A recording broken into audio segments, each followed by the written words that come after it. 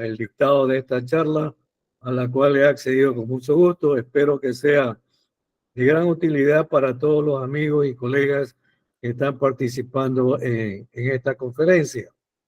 Rogaría que al final de la charla me hagan las preguntas que consideren convenientes. La charla va a comprender, pues, aspectos relacionados a la importancia económica, al patógeno, la bacteria en este caso, Raltonia solanacearum, la sintomatología, la similitud que existe con otras enfermedades, las medidas de bioseguridad y qué podemos hacer como control, además de informar de lo que se está haciendo en el país, ¿no? Entonces vamos a empezar, ingeniero, con la conferencia. Buenas noches con todos. Buenas noches. Buenas noches, buenas noches. Voy pasando. Buenas noches, buenas noches. ¿Sí me están viendo la primera diapositiva? Sí, se ve, sí. Ahí estamos viendo la primera diapositiva. Vamos a desactivar los micrófonos, por favor. Como ha dicho el ingeniero, pongamos las preguntas en el chat o cuando se abran las preguntas, que debe ser cuando él termine de hacer su exposición, por favor levantamos la mano y ordenadamente vamos haciendo las preguntas al conferenciante. Buenas noches, iniciemos entonces. Bien, vamos a tratar aspectos relacionados en esta oportunidad sobre el moco, que es causado por la bacteria Raltonia solanacearum, una de las enfermedades más económicamente más importantes que está enfrentando el cultivo de banano en el Ecuador. Es muy importante por la afectación que viene ocasionando, es una enfermedad devastadora. Hay que erradicar las plantas, disminuye la producción, genera pérdida de empleo, etcétera. Entonces vamos a ver los diferentes puntos que les mencioné anteriormente. Como ustedes conocen, el cultivo del banano siempre ha sido amenazado por problemas fitosanitarios, entre otros aspectos, ¿no? Sigatoca, nemátodos, virus, BSB, CMV, picudo negro, bueno, actualmente moco, está amenazado por Fusarium, raza 4, que hasta el momento no se ha reportado oficialmente en el Ecuador. Tenemos enfermedades virales como el Bunchy Top, que tampoco está reportada, ojalá nunca se llegue a reportar. Tenemos al áfido vector que está allí en la diapositiva, pero afortunadamente el virus aún no se reporta en nuestro país. Como le decía, el Bunchy Top es la enfermedad viral más importante. En países que tienen esta afectación, inclusive llegan a decir que es más importante que el Fusarium raza 4. Miren en el mapa por su distribución en África, Asia y Oceanía. Por lo tanto, debemos de hacer todo lo posible por excluirla de nuestro país para evitar uno de los problemas que se incrementen los problemas fitosanitarios en el Ecuador. Ahí ustedes pueden observar los síntomas. Generalmente las plantas crecen arrepolladas, como pueden ver, deformes, reducidas en tamaño, los bordes se tornan amarillentos, necróticos, las plantas llegan a ser improductivas. En algunos de los países afectados, en 4 años prácticamente la producción nacional ha sido reducida de manera significativa. Hay otra enfermedad, ahorita que estamos hablando del moco, hay la marchitez bacteriana del banano, que es ocasionada por Santomonas. Muchos, para evitar confusión con moco y otras enfermedades bacteriales, han sugerido que se la llame marchitez por Santomonas. Ustedes pueden ver en la diapositiva que tiene similitud con el moco, ¿no? Igual empieza por las hojas jóvenes, hacia las bajeras, hay madurez prematura de la fruta, al hacer los cortes transversales del pseudotallo, secreta un fluido color amarillento, lo cual, al igual que el raqui, lo cual la diferencia del moco, ¿no? Y también, pues, pueden observar la sintomatología en el fruto, un tanto café amarillenta, que lo diferencia del moco. Esta enfermedad es importante porque la tenemos en el África, está en Etiopía, como ustedes ven en el mapa, Uganda, Ruanda, Burundi, la República Democrática del Congo, en Tanzania. Realmente, como ustedes conocen, los bananos y plátanos principalmente son la base de la alimentación en el África, lo cual está poniendo en riesgo la seguridad alimentaria ya, al igual que está amenazando pues también con diseminarse hacia otros continentes. Como ustedes saben, el enemigo del cual se habla mucho en el Ecuador es la raza 4 tropical, causada por el hongo Fusarium oxyporum, forma especial cubense, a pesar de que se lo ha reclasificado como Fusarium odoratísimo. Pero los investigadores sugieren mantener la anterior para evitar un tanto de confusiones. Como ustedes conocen, fue reportada en Malasia e Indonesia en el año 89 como una nueva raza del patógeno. Como ustedes conocen, la raza 1 fue la que destruyó el banano en la década del 50 hacia el 60, destruyó el Gros Michel, y esta nueva raza, la raza 4, prácticamente afectó al Cavendish y es lo que ha puesto en riesgo toda la producción comercial de esta variedad en los países productores. Es la plaga más devastadora. Ustedes pueden ver las áreas devastadas en la diapositiva. Como saben, no hay métodos de control ni variedades resistentes todavía comerciales.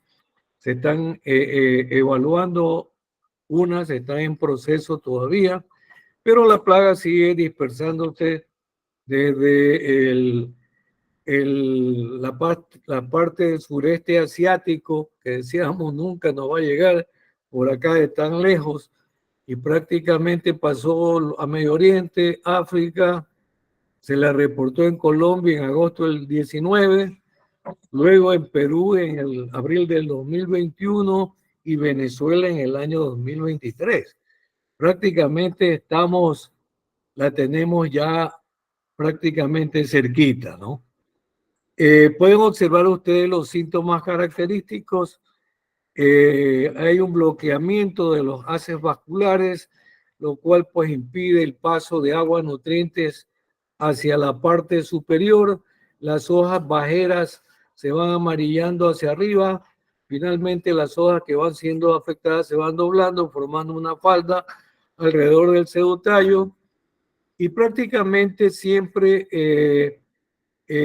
ahora que nosotros tenemos moco, pues siempre hay algunas dudas, ya que la gente puede confundirlo con moco. Vamos a establecer algunas diferencias más adelante, ¿no?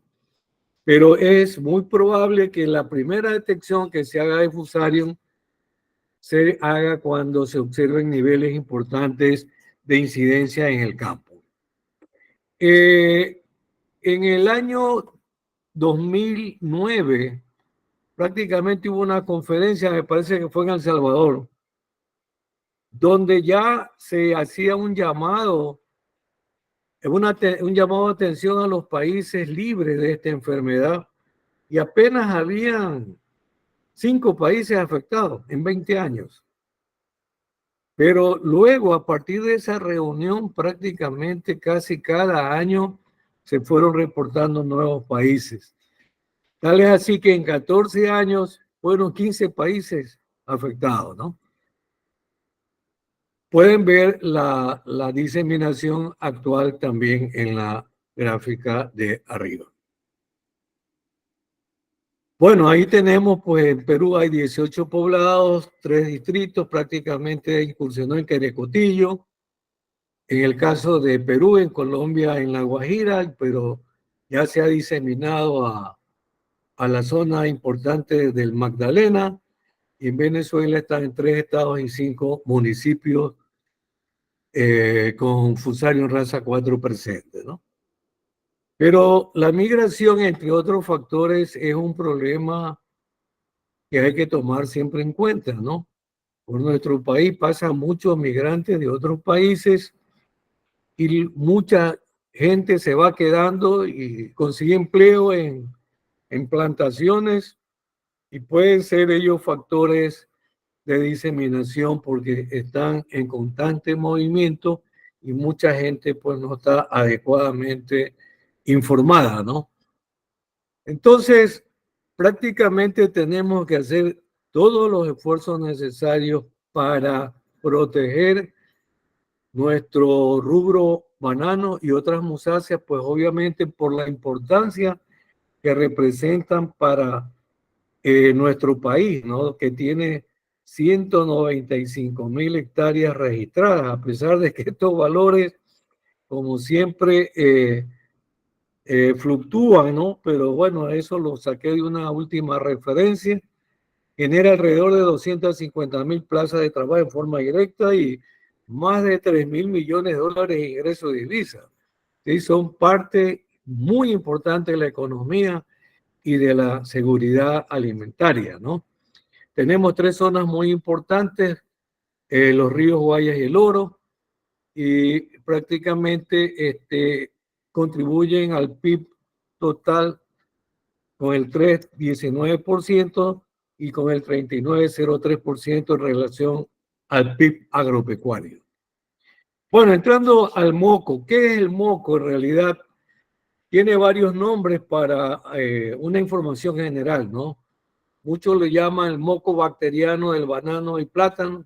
Aquí también tenemos la bacteriosis, que por otra bacteria, pero bueno, son nombres que los vamos adoptando aquí y ya nosotros podemos discriminar cuál es cuál, ¿no? Otros le llaman marchitez bacterial, en Colombia le llaman maduravichi y en inglés moco disease o banana.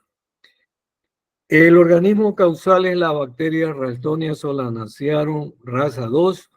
Anteriormente se llamaba Pseudomonas solanacearum. Como ustedes pueden ver en la diapositiva, el cuerpo de la bacteria es una chulla célula.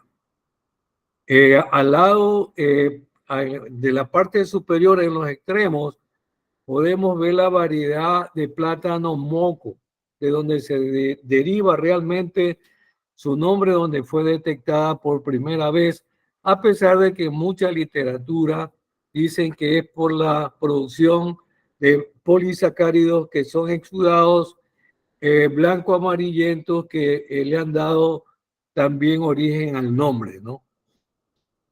Podemos ver la colonia que produce en medio de cultivo en la parte inferior. Pero un factor muy importante, como ustedes conocen, siempre que se combaten las enfermedades, es necesario pensar en la reducción de inóculos lo más que se pueda. Reducir la fuente de contaminación. Las bacterias se multiplican en progresión geométrica. Es decir, que una chulla célula se divide en 2 células hijas, como pueden ver ustedes allí. Entonces, eso significa que una bacteria en cuestiones, se multiplican así en cuestiones de 15 a 20 minutos. Lo que significa que en cuestiones de 10 horas ya prácticamente se pueden convertir en 1 millón de células bacteriales, ¿no? Entonces, imagínense ustedes el inóculo que llega a la plantación por primera vez y eso, toda esa población de bacterias se multiplica. Entonces, cuando hacemos una detección tardía, prácticamente estamos dejando que se produzca una cantidad abundante de inóculo en la finca. Este patógeno, la bacteria Ralstonia solanacearum, está distribuida pues prácticamente en todos los países productores actualmente. Viene provocando grandes pérdidas, no es una enfermedad vieja. Realmente en Colombia, por ejemplo, fue reportada ya por el año 1954. Provoca la muerte de la unidad productiva. No hay medidas curativas y prácticamente tenemos que tomar dos opciones. Lo que no tenemos es moco en la finca, intensificar las medidas de exclusión y ya cuando la tenemos, las medidas de contención a través de la erradicación de plantas. La diapositiva siguiente muestra pues la distribución actual. Es la única enfermedad que proviene acá de las Américas, porque todo el resto de enfermedades viene prácticamente del sureste asiático y de otros continentes. De acuerdo a los reportes de agrocalidad, estas son las provincias afectadas en el Ecuador. Realmente viene ocasionando serios estragos. Ya les puedo hablar por lo que está ocurriendo acá en la provincia de Los Ríos. Pero hay reportes en la literatura de que ha generado grandes pérdidas económicas, por ejemplo en Guyana del 74%. Ataca todas las variedades comunes de plátanos y bananos. En Trinidad, en la década de los 60, ocurrió una severa epidemia que exterminó la actividad de exportación. Y siempre hay reportes de epidemias en Brasil, Colombia, Honduras, países centroamericanos. Vemos aquí una foto donde una plantación devastada por moco. Como ustedes saben, hay una gran, si no se controla o se maneja adecuadamente, este es el panorama que nosotros vamos a tener, ¿no? Aquí es una vista de una diapositiva gentilmente facilitada por una empresa amiga, donde ya podemos observar las áreas que están siendo devastadas en la provincia de Los Ríos. Vayamos a los síntomas. La enfermedad presenta un gran espectro de síntomas, pero aquí en la diapositiva podemos ver, como en la que indica la flecha, la afectación a la hoja bandera. Prácticamente no ha desarrollado y ya está necrosada. La del centro, prácticamente vemos la afectación en la base de la hoja bandera, y la de la derecha, la afectación prácticamente que empieza con amarillamiento, luego necrosamiento y termina por morir prácticamente la hoja, como vemos aquí, ¿no? Ese es un síntoma característico del moco, ¿no? Y luego, pues, los otros síntomas también típicos atacan a las hojas jóvenes.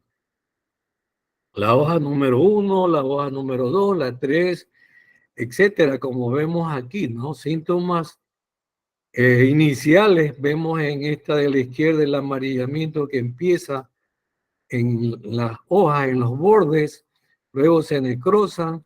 Aquí vemos una hoja erguida que ya está amarilla. Otro síntoma característico es el doblamiento de las hojas en el punto de unión de la lámina con el pecíolo, tanto en banano como en plátano, ¿no?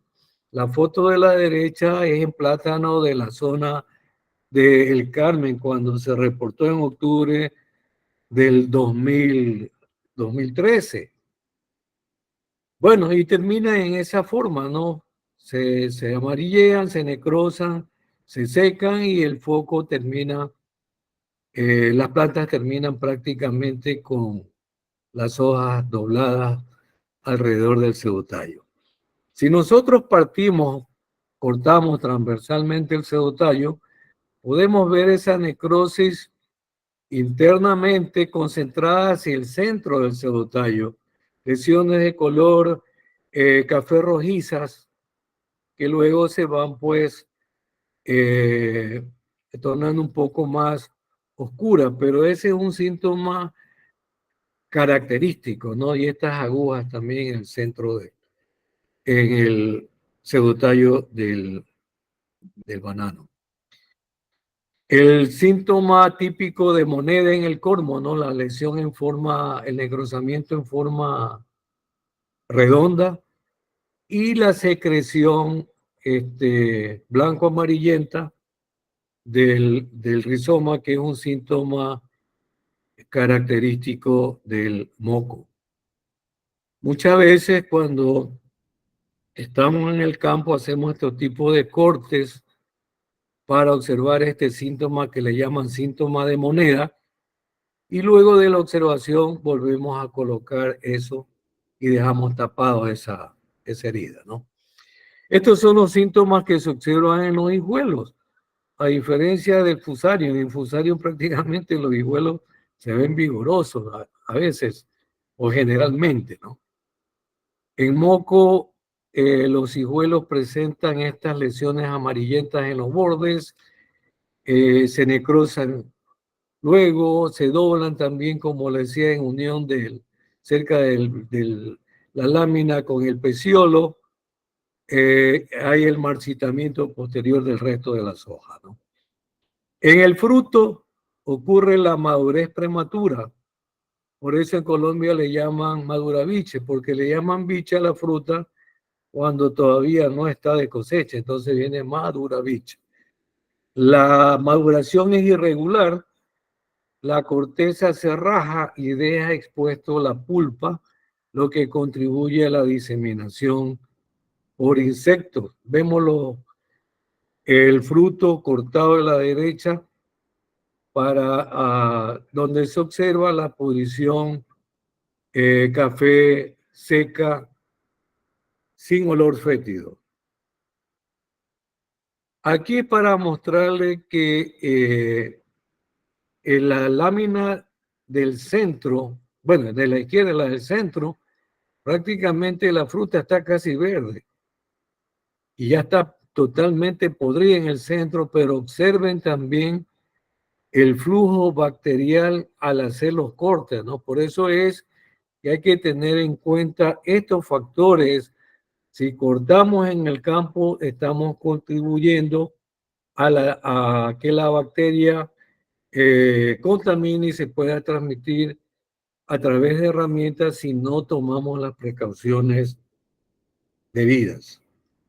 Estas son diapositivas que muestran el corte transversal del raquis, donde podemos ver también los puntos café rojizo.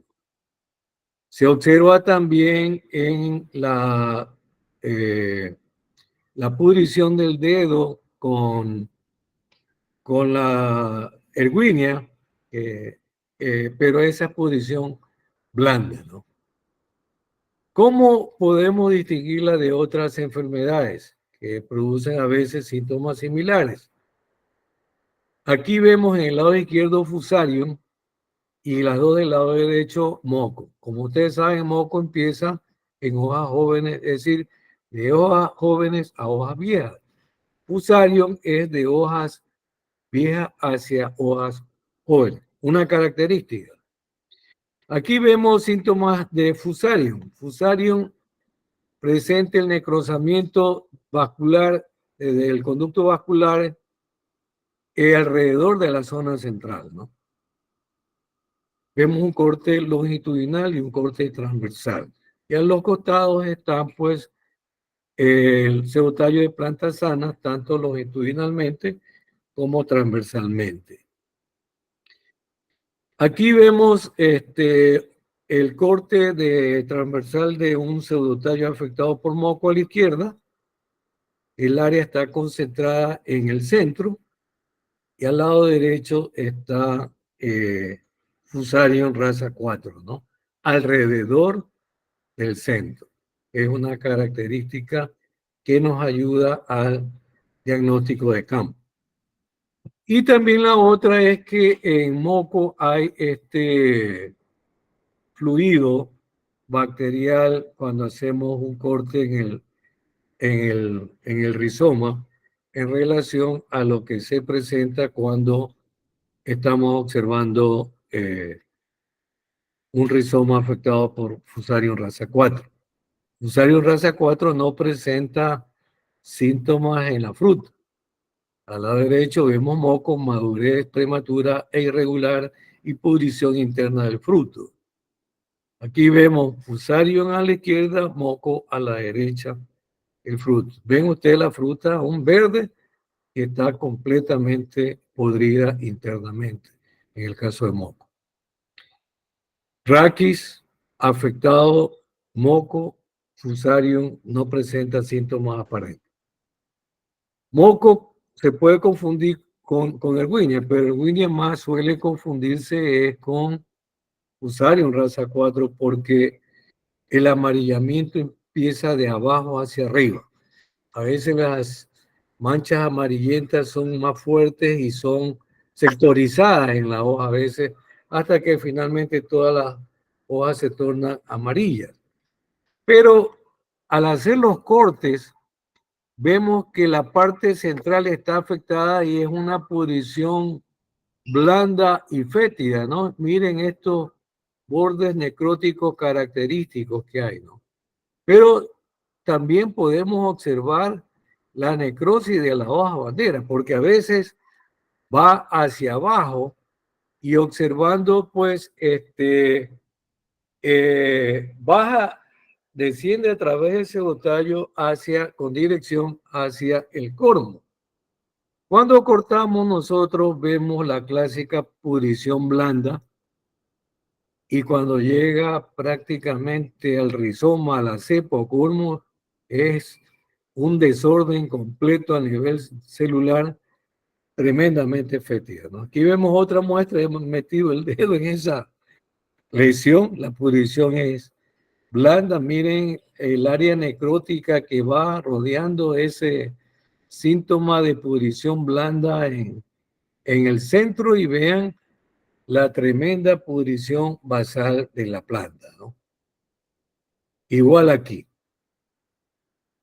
En plátanos se suele observar esas manchas acuosas a nivel del pseudotallo que lo debilitan y cuando hay el racimo ya está presente o hay nematodos, la planta pues se puede doblar fácilmente, ¿no?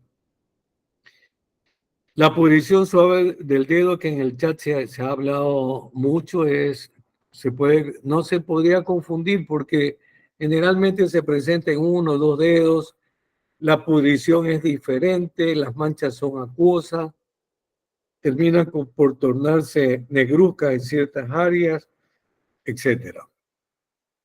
Como vemos aquí, ¿no?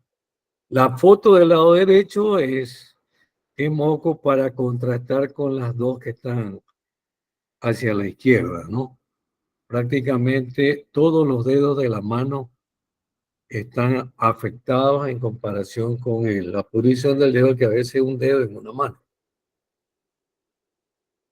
Con BSB también observamos la pudrición de la hoja bandera, pero tenemos que observar otros detalles, ¿no? Pueden ver en el peciolo también de la planta del lado izquierdo y hay esas rayas necróticas y también cuando vamos hacia las hojas vemos los síntomas característicos que son ese rayado clorótico intermitente que a veces ya es un rayado continuo, ¿no? Que prácticamente nos ayudan a diferenciarla. Aquí vemos con un corte longitudinal de la chanta externamente cuando se hace el monitoreo y se puede ver la necrosis que provoca el virus del BSB en el pseudotallo. Y observen que al hacer el corte transversal del pseudotallo no tiene similitud ni con moco ni con Fusarium. Prácticamente el círculo es incompleto. Esa es una característica. Y además no llega a afectar la base del cormo.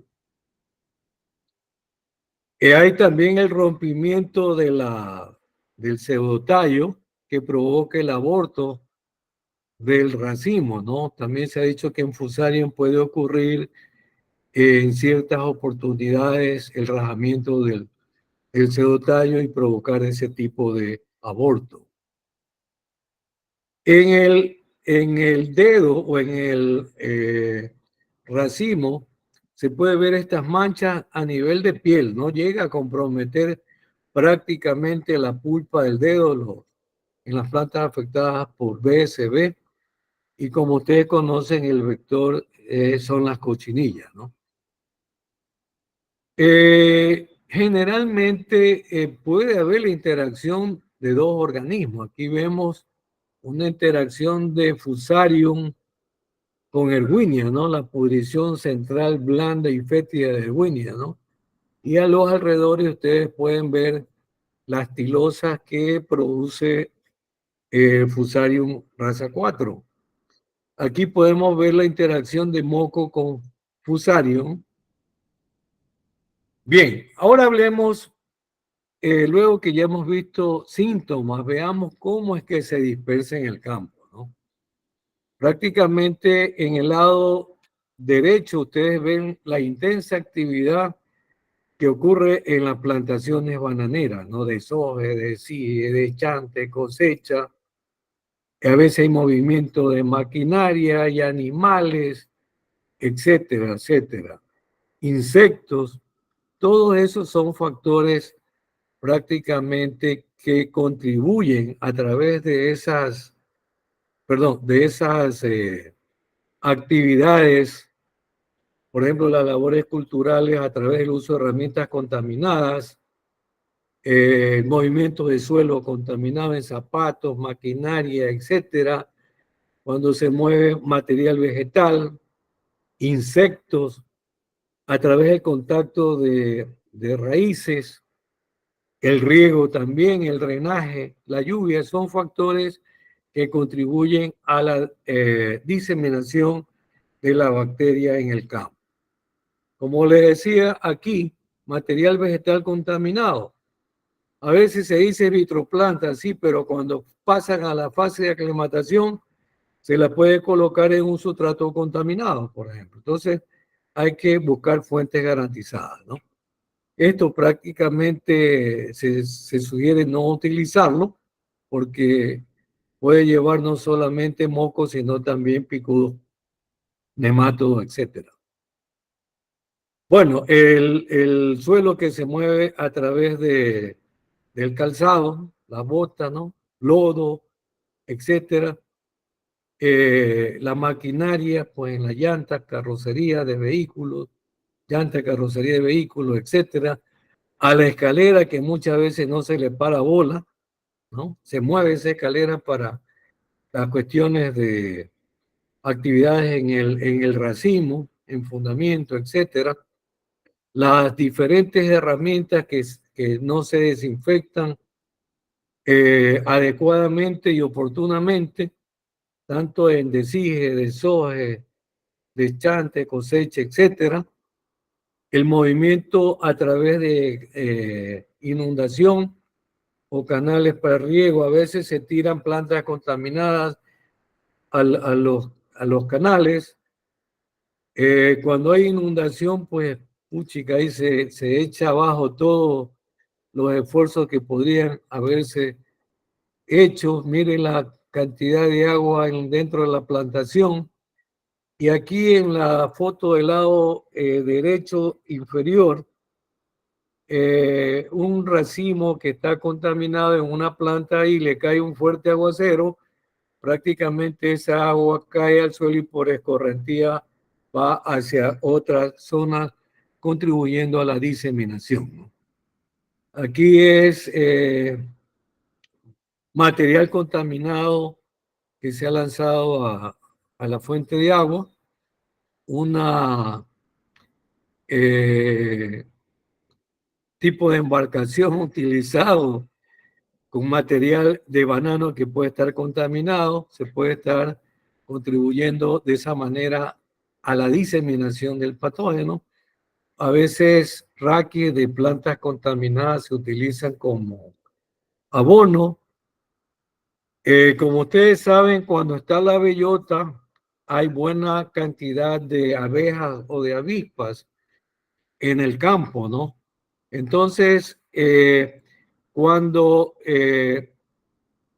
los insectos visitan las flores contaminadas, de plantas contaminadas, las brácteas cuando se caen dejan esas heridas expuestas y por esas heridas fluye el látex que prácticamente cuando van los insectos ahí se le pega la bacteria al cuerpo y cuando visitan a plantas sanas van diseminando la bacteria de esa manera. La diseminación puede ocurrir a través de los movimientos del suelo por los animales de la finca, ¿no? O de animales que son silvestres, llamémoslo así, que hay fotografías que he tomado del chat del grupo y también pues a través del caballo que utiliza el guardián de la plantación, ¿no? Si no toma las precauciones, pues obviamente va a contribuir a la diseminación. El picudo es uno de los insectos que predispone a las plantas al ataque del moco. Recuerden que el moco es causado por una bacteria y las bacterias penetran por heridas. La larva hace estas galerías, ¿no? Que son a la larga heridas y favorecen pues la diseminación de la bacteria. Los nematodos pueden predisponer a las plantas al ataque de la bacteria porque provocan heridas a través de su estilete, ¿no? Que es un tipo de aguja que emerge a través de su aparato bucal, hace las heridas en la raíz con ese estilete, provoca heridas, succiona los contenidos de la raíz como su alimento, pero el nematodo le inyecta saliva, que luego va a provocar el necrosamiento de las raíces y por ahí se puede meter la bacteria. Aparte de que la destrucción de raíces evita la asimilación de nutrientes, disminuye el anclaje y las plantas se viran. Perdón. Las heliconias también son plantas hospederas del moco. Recuerde que hubo un tiempo que se comercializaba y algunos productores se dedicaron a producir estas llamadas plantas tropicales y se exportaban, ¿no? En ocasiones, cuando ha habido problemas de precios, muchos productores botan la fruta en el carretero o en las orillas de las plantaciones y prácticamente si hay plantas afectadas, racimos provenientes de plantas afectadas, la gente va a coger fruta que pasa por ahí y pueden ser vías que en un momento determinado pueden servir de diseminación bacterial. Entonces, para esto tenemos que pensar en medidas de bioseguridad. Prácticamente me he preocupado en averiguar qué porcentaje de las fincas en el Ecuador tienen medidas de seguridad y el porcentaje es bajísimo. Entonces, tenemos que si no las tenemos y no tenemos la enfermedad, tenemos que irlas metiendo poco a poco para no sobrecargar el presupuesto, ya que esto nos ayuda a la prevención y dispersión de las plagas y enfermedades. Entonces, siempre tenemos que para esto disponer de un plano de la finca para ver dónde va a ser el ingreso, la salida del personal, con qué tipo de fuente de agua contamos para el riego, si la propiedad tiene cerca, sí o no, si las propiedades están localizadas en áreas inundables, dónde colocamos la infraestructura de limpieza y desinfección de calzado, etc. De esa manera podemos utilizar prácticas para estabilizar los taludes, ¿no? Prepararnos antes de que nos puedan ocurrir un problema de inundaciones en ciertas áreas donde hay mucha movilización de personas, hay que pensar en cercar con alambre, con canales, combinando con las cercas, pueden ser cercas vegetales de limoncillo, pero protegerla para evitar que gente se meta a la finca, los trabajadores de la finca se metan por cualquier lado porque hay que ingresar por una sola puerta. No dejar abiertos los bordes porque por allí se pueden iniciar las primeras introducciones de la enfermedad. Entonces, tenemos que pensar en zonificar la finca.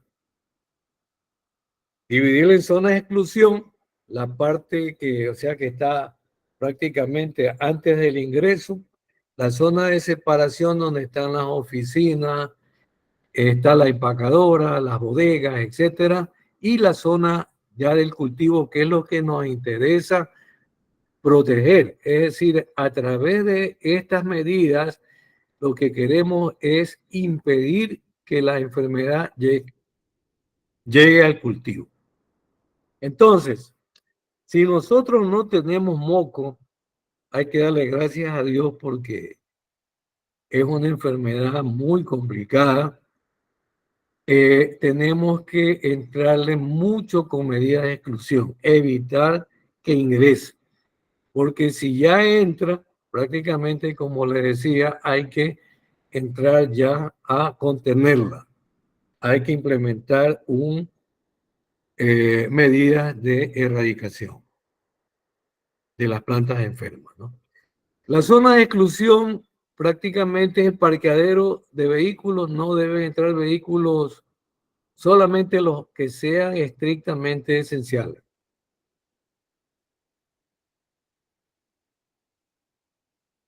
Debemos de poner los letreros en la puerta de ingreso, que estamos aplicando medidas de bioseguridad, que hay que desinfectar todo vehículo, etcétera, etcétera.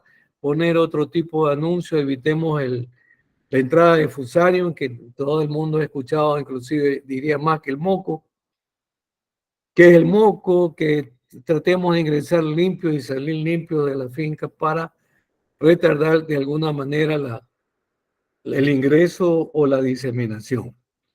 Hay que llevar un registro de visitas con la fecha, el nombre, de qué compañía es, de dónde viene, el número de contacto, cuál fue la última finca que visitó, y debe ser la visita aprobada por el administrador o el responsable de la finca.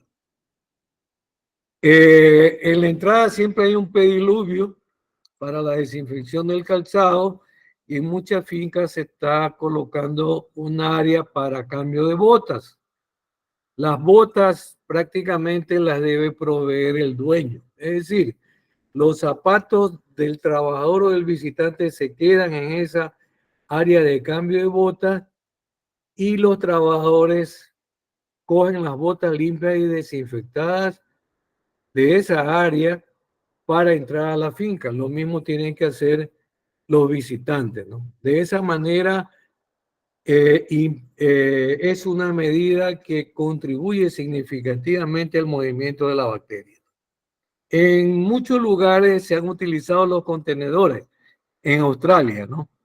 Se los ha acoplado y luego de que ya cogen sus botas, que tienen que estar debidamente identificadas, prácticamente pasan a un pediluvio que tiene el amonio cuaternario.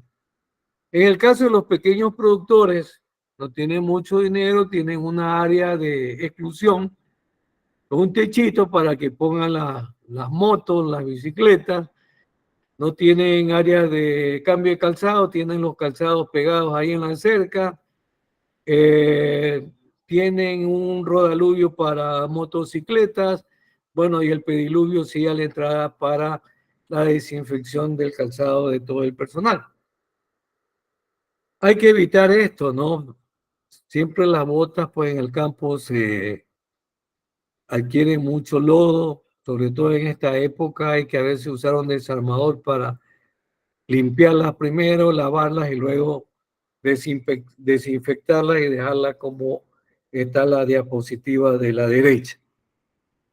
Este es un modelo de pediluvio donde la gente ingresa, lava el calzado, llega a la mitad, hace un segundo lavado en el recipiente amarillo, desinfecta y sale. Lo mismo hace al regreso. Los pediluvios se han ido readecuando a las circunstancias, ¿no?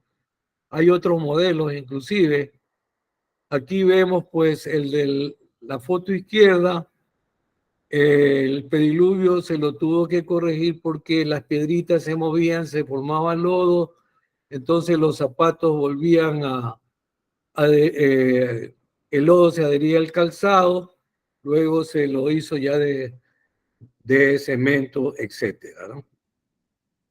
Estos son ejemplos de pediluvios que están al ingreso de la finca. Los dos de la derecha son construidos sobre un puente para evitar la evasión. Hay mucha gente que evade y está con las dimensiones mínimas, ¿no? Las dos del lado derecho son pediluvios más largos para evitar que la gente se amontone y vaya fluyendo el tránsito de las personas. ¿No? Noten que a los costados del pediluvio del lado derecho hay unas mallas, ¿no? Que son hechas para que la gente trate de no, o sea, se evite que la gente no llegue a desinfectarse el calzado.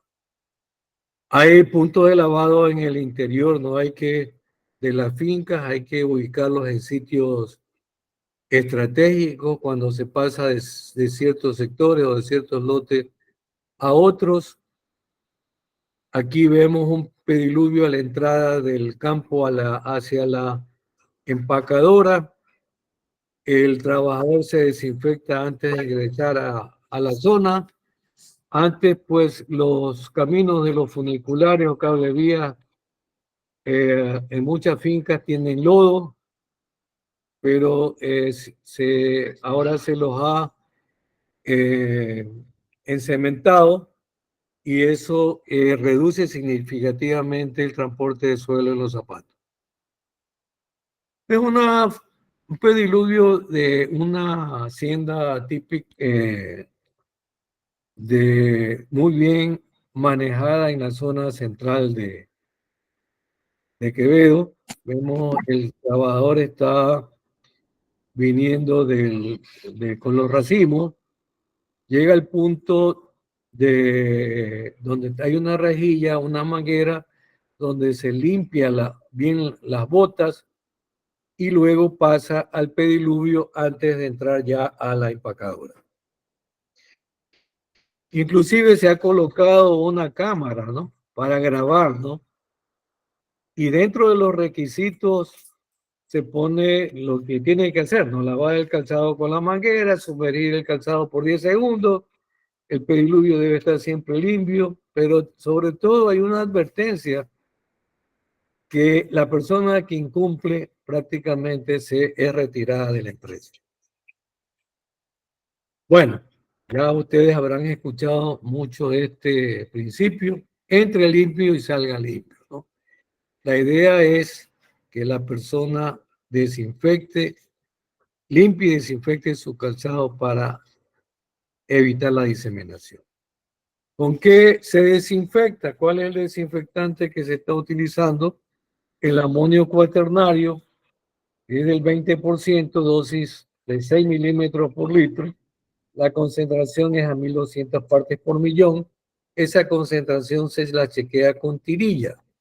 Ustedes ven, la foto de la izquierda está introduciendo la tirilla en la solución y debe de marcarle por lo menos 1200 partes por millón. Caso contrario, al bajar la concentración, pues ya no va a ser efectivo el desinfectante. Siempre hay que estar observando porque hay materia orgánica y suelo que está contaminando los pediluvios, ¿no? Aquí pueden ver los pediluvios típicos que están en el interior de las fincas, las cajas de infiltración para manejo de los desechos, la desinfección de vehículos en la zona de separación, es decir, entran los vehículos esenciales, la desinfección a la entrada de las fincas, esto es clásico. A veces hay rodaluvio, pero sin techo, ¿no? Y eso pues puede ser afectado por el agua y realmente va a hacer perder la concentración del desinfectante, ¿no? Tiene que tener siempre una cubierta. Este tiene cubierta y aspersores a los costados para fumigar otras partes de la carrocería del vehículo, es decir, no solamente las ruedas o los guardafangos. La desinfección para las motocicletas, bicicletas, limpieza y lavado y desinfección de la maquinaria. Y un factor importante es siempre hacer el monitoreo. Hay que tratar de detectar tempranamente la enfermedad y no detectarla en forma tardía porque prácticamente hay mayor riesgo de diseminación, ¿no? Hay que capacitar al personal en reconocimiento de los síntomas que les he mencionado. Si hay un caso sospechoso, pues se lo debe cercar, llamar a Agrocalidad, ellos toman las muestras. Si determinan que está presente, pues hay que hacer un chequeo planta a planta. Hoy se utiliza el YACO o GPS para hacer este monitoreo planta a planta y luego prácticamente determinar dónde están los focos de moco de BSB, de Winia, de plantas improductivas, etcétera, ¿no? Son sistemas que prácticamente le dan en forma visual la dimensión del problema o los problemas que están en la plantación y cómo debemos de entrar a aplicar el protocolo respectivo. Nos podemos ayudar inclusive de los drones, ¿no?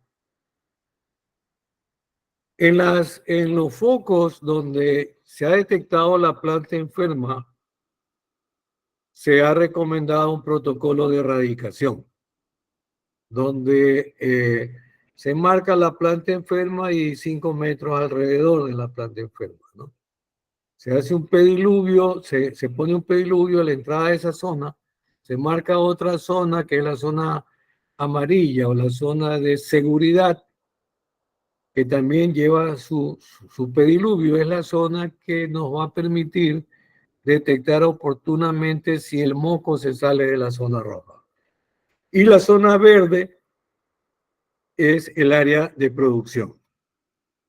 En cada foco hay que marcar el número del brote, la fecha de erradicación, fecha de resiembra, etcétera, etcétera, ¿no? La planta infectada se debe de eliminar y las que están alrededor en los 5 metros de la zona roja con inyección de glifosato puro a 25 centímetros cúbicos en 5 puntos de 5 centímetros cada uno. Y también a los renuevos y hijuelos que pueden ser a dosis de 5 centímetros. Aquí podemos observar la aplicación y también el progreso en la muerte y secamiento de la planta. No hay que repicarla porque con el repique salpicamos y el riesgo de dispersión se incrementa. Si nosotros no hacemos el repique, aplicamos la inyección prácticamente y protegemos lo que es racimo, enfundamos, prácticamente minimizamos el riesgo. Aquí vemos una diapositiva en la que en resumen se explica el proceso de erradicación. Observen que en las plantas que tienen ya el racimo, las plantas afectadas que tienen racimo, se corta el racimo, se le pone un plástico en el raquis que queda en la planta y se le pone un plástico en el corte del raquis que queda en el racimo. Ese racimo se puede enfundar en saquillo con todo y luego se aplica pues herbicida, se aplica solución de amonio cuaternario y recuerden que el área del foco debe estar libre de malezas porque las malezas son hospederas de la bacteria. Aquí vemos plantas que ya están prácticamente secas a la izquierda, están haciendo una última aplicación de herbicida y en el caso de rebrotes hay que chequear, hay que hacerle seguimiento a los focos que se han erradicado para esos rebrotes volverlos a inyectar. Vemos las plantas ya finalmente secas, vemos todos los racimos que han sido enfundados, etcétera. Es un buen procedimiento. En algunos casos, muchos le ponen rodamina como colorante para llamar más la atención del área erradicada y también para que lo ponen en los pediluvios para que las botas se manchen, lo cual indica que ese trabajador se está desinfectando las botas. En la zona amarilla también hay un solo punto de ingreso. Hay que mantener todas las labores, trampas para picudo, desinfectar herramientas, desinfección del calzado, monitorear para evidenciar de manera temprana la ocurrencia de la enfermedad. Hay un punto importante que se indica una literatura, una publicación del ICA, que dice que la enfermedad en una época se incrementó tremendamente, los productores estaban muy alarmados y decidieron formar unas brigadas, una brigada técnica, que se hicieron cargo para la erradicación de los focos que se iban presentando. A partir de que se tomó ese rol, esas brigadas tomaron ese rol, la enfermedad fue decreciendo hasta reducirla a niveles mínimos, lo cual con el protocolo que le estoy indicando llegaron a bajarla de manera significativa. Pero qué cosa, cuando le entregaron nuevamente al sector productor, la enfermedad se volvió a incrementar. Por eso es necesario hacerle un seguimiento a los focos de moco erradicados. Mire, por ejemplo, factores problemas que se presentan en el proceso. Pediluvios sin desinfectante. Racimos dejados en los focos, en plantas enfermas. Raquis enfermos distribuidos como abono. Rebrotes en focos erradicados. Problemas en el manejo del agua. A veces hay racimos que llegan a la empacadora y a veces agua que sale de la empacadora regresa a la plantación. Aquí en la foto del lado derecho vemos un rebrote que ya muestra afectación, que está casi al pie del punto donde se coloca un aspersor y que está alrededor lleno de agua. Aquí tenemos un productor que ha dejado, bueno, esto es una foto de Colombia, que ha dejado un racimo, material infectado dentro de un saco y ha cercado la zona. Pero eso no es una recomendación. Tampoco acá el de la derecha, ¿no? Prácticamente no se cumple con el protocolo. Peor, esas plantas que están cerca de estas fuentes de agua van a ser vías de diseminación. Miren, plantas dejadas en el campo. plantas que debieron ser erradicadas oportunamente están en el campo, ¿no? Racimo. A veces los racimos no se observan bien por el color de la punta, pero la corteza al podrirse se raja, la bacteria comienza a salir, pasa al suelo, etcétera, etcétera, y bueno, los trabajadores que pasan por allí, ustedes saben, una planta de banano mínimo se la visita 50 veces en el año. Hay pediluvios mal ubicados o pediluvios que no se le han cambiado la solución desinfectante, ¿no? Como estos de aquí. Este es un pediluvio sin mantenimiento y el otro prácticamente donde está el gordito tiene una escasa superficie de contacto con el calzado, ¿no? Mire una foto que me facilitó el amigo Carlos Montes de un trabajador que salta para no pasar por el pediluvio. En ciertas fincas se erradica solamente la planta que muestra síntomas evidentes, pero prácticamente eso es un riesgo muy alto, ¿no? Ya que ustedes saben que las raíces de una planta pueden alcanzar plantas vecinas hasta 5 metros. Y peor en otros casos cuando la gente deja plantas prácticamente infectadas en los bordes de la plantación, ¿no? Bueno, veamos otras recomendaciones, ¿no? El material de siembra debe ser certificado y usar vitroplantas o meristemas.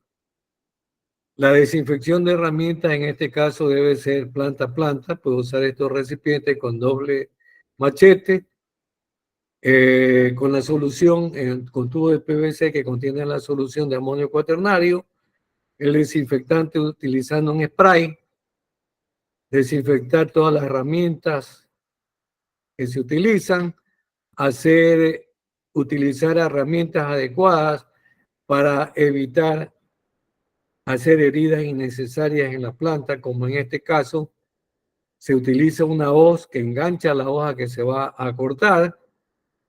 En la zona de Quevedo, aquí un colega ha diseñado un modelo que está conectada, la palanca lleva la hoz arriba, que tiene en la base 2 aspersores que van conectados a través de una manguerita. El trabajador tiene en el cinto una bombita y al aplastarla sale el desinfectante y de esa manera evita estarlo bajando cada vez que hace el desoje. Siempre la innovación es muy importante en cada una de estas actividades.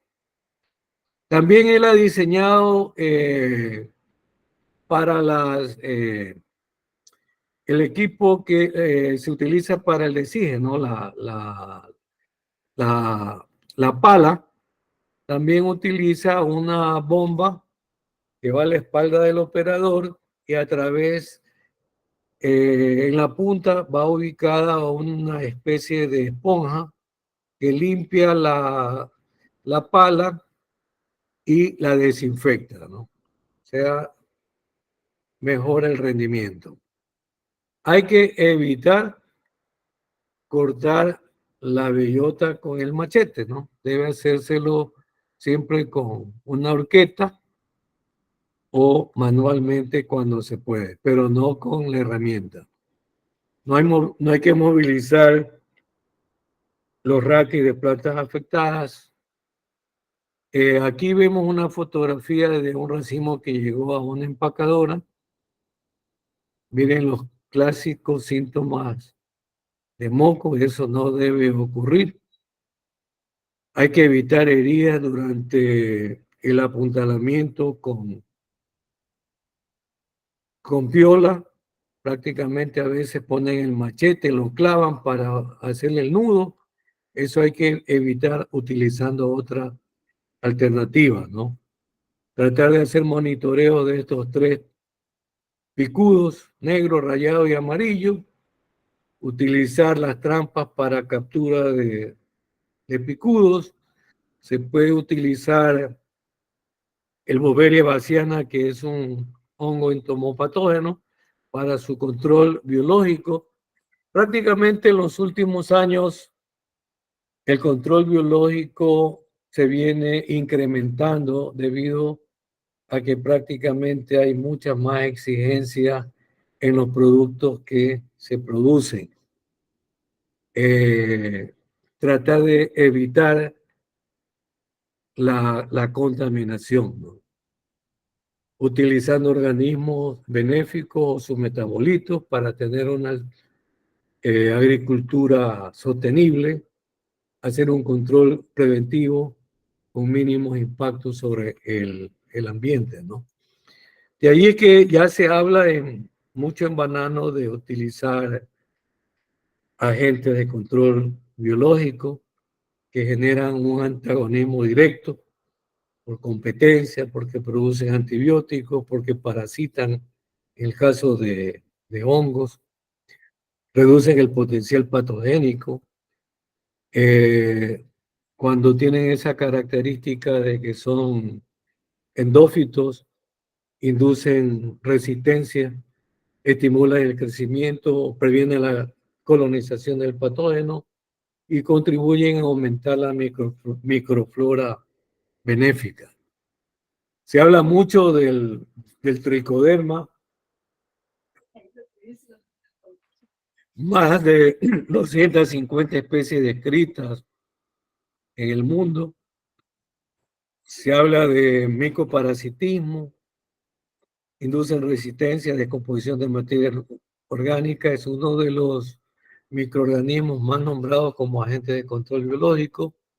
Aquí vemos una fotografía donde hace una especie de hiperparasitismo, enrolla las hifas del hongo hospedero hasta que provoca la lisis de las hifas, y al lado derecho vemos una prueba de laboratorio donde se lo está probando, se lo ha probado contra Fusarium raza 1, porque no podemos trabajar con raza 4, y se ha visto buenos resultados con 3 especies, ¿no?, de tricoderma, Asperellum, Arcianum y Billings, que también están teniendo su efecto favorable en el caso de Ralstonia solanaceana. Aquí vemos el desarrollo de plantas que tienen los tricodermas aplicados en forma individual y el tricoderma aplicado en mezcla, ¿no? Hay una diferencia. Aquí igual la sanidad y la afectación de las plantas en el lado derecho. Bacillus también es un género de bacterias que se lo ha probado para Fusarium raza 4 con buenos resultados, inclusive en Colombia ya se lo está aplicando comercialmente, y aquí también algunas experiencias se están haciendo, ¿no?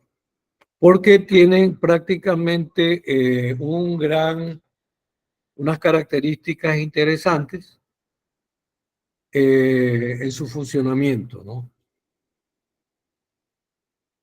La ingeniera Tazán, una ecuatoriana que ustedes la conocen o la han escuchado hablar en trabajo en Mozambique, utilizan mucho microorganismos desde la producción de plantas en el vivero, es decir, tratan de llevar plantas biofortificadas al campo. En Filipinas utilizan micorrizas más tricodermas. Las micorrizas prácticamente también son hongos que se asocian con las raíces, incrementan la absorción radicular hasta 1000 veces, como pueden ver en la gráfica de la derecha. Mejora la eficiencia en la captación de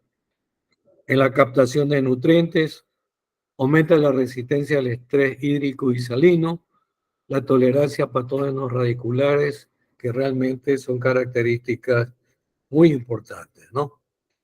Entonces, prácticamente el aislamiento, la selección y caracterización que se debe hacer en las cepas que se aíslen es un tema que siempre se enfatiza en la investigación, ya que van a constituir productos agrícolas que se van a convertir sin duda alguna en herramientas eficaces para contribuir al desarrollo de las plantas, ¿no? Entonces, la idea es llegar a formar un consorcio de microorganismos que puedan hacer un efecto sinergístico para que utilizarlo como una alternativa tecnológica que permita reemplazar a los compuestos químicos que son altamente contaminantes.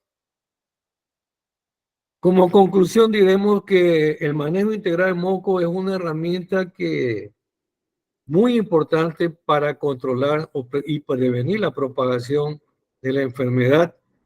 La implementación de medidas de exclusión, las medidas de bioseguridad son fundamentales, prácticas culturales que sean eficientes, monitoreos frecuentes, como ya hemos hablado, la aplicación de productos químicos y biológicos. A través de eso se logrará una reducción significativa de los brotes de la enfermedad. Desinfección adecuada de herramientas, erradicación oportuna de las plantas enfermas. Se le llama al moco una enfermedad de tipo administrativa, ya que su manejo y control depende de la decisión que tome el administrador. Pero ya dentro de la plantación, el avance depende de la ética y responsabilidad del personal, ¿no? Pero un factor importante que hay que mencionar es que la integración de las aplicaciones móviles de GPS cumple un rol importante en el manejo, ¿no? Ya que nos va a permitir cuantificar el área afectada de manera rápida y muy precisa, ubicar las cuarentenas en el campo, el tiempo de establecimiento, y también nos permite realizar desplazamientos fáciles dentro de la finca. Realmente el problema del moco es un problema que todavía no tiene un protocolo totalmente definido, digámoslo así. Es como esos tallarines que tenemos en las ciudades, ¿no? Donde se sube el especialista y dice, ¿cuál es el cable que tengo que cortar? El de abajo le grita es el negro, pero ¿cuál negro? Entonces hay que tratar de buscar el punto o los puntos más adecuados para de esa manera reducir significativamente la diseminación de la enfermedad, y de esa manera podemos superar el reto que actualmente tenemos. Siempre hay que mantener una buena comunicación, ¿no? Comunicarnos entre nosotros, comunicarnos con las instituciones, los productores, los vecinos, etcétera, porque de esa manera, unidos, nadie se va a caer. Prácticamente todo el sector, la cadena debe participar, y de esa manera vamos a lograr un mejor resultado. Salvar nuestro banano, plátano, depende de todos nosotros en realidad. Muy bien, amigos, esto es lo que les había preparado. Si tienen alguna pregunta, espero haber sido un tanto explícito y que les haya gustado la conferencia. Muchas gracias de mi parte. Doctor, muchas gracias por su conferencia, muy buena. Espero que me puedan escuchar. ¿Sí estoy bien? ¿Me escuchan perfectamente? Ya. ¿Sí? ¿Sí se escucha? Adelante, Marcelo.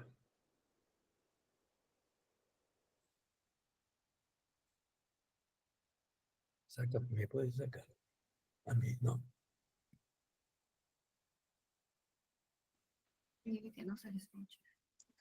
No se escucha, Marcelo. Ahí me escuchan. Un momento. Ahí. Ahí como que se mejoró.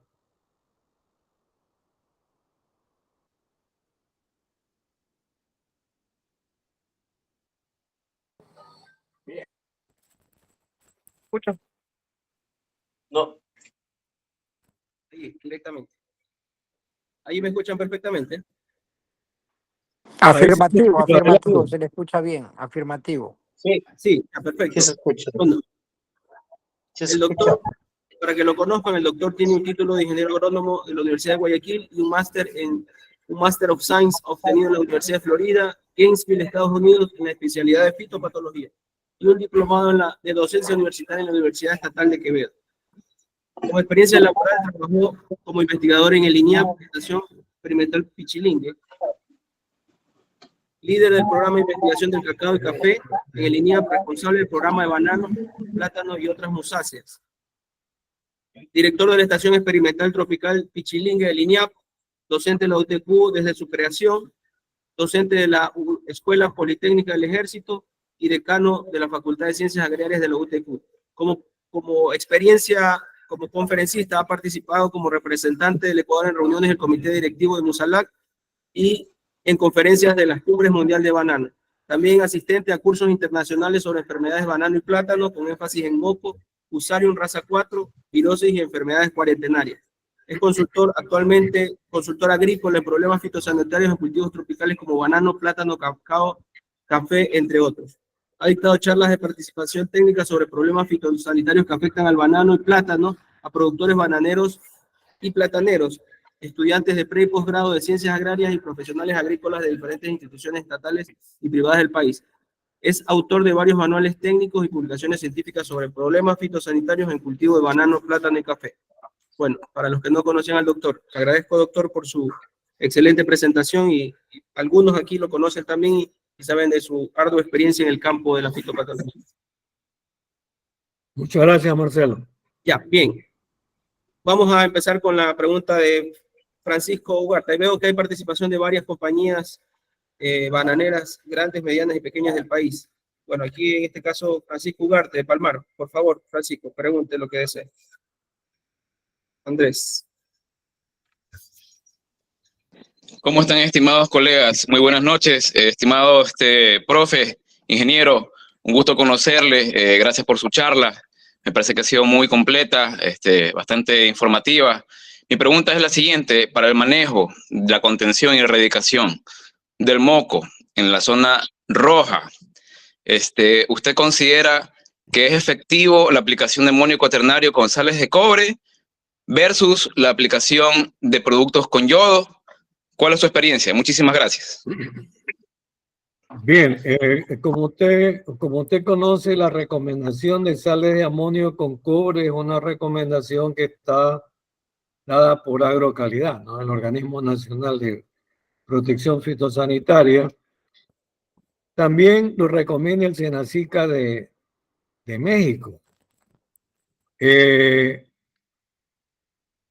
En relación al yodo, actualmente hay empresas que están implantándolo en el Ecuador y lo están incorporando dentro de un programa. Bueno, yo no le hago propaganda a las empresas, estoy hablando de una manera general, ¿no? Pero es interesante por las herramientas tecnológicas que tiene, ¿no? O sea, GPS, la desinfección del suelo con yodo, más cobre, hacen el vacío biológico, luego hacen la aplicación de microorganismos utilizando tricoderma y varias especies y bacillus también, varias especies.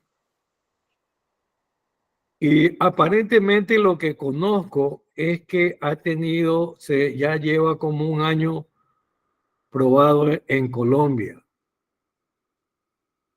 y con buenos resultados. Esa es la información que tengo. No la he leído, la he conversado.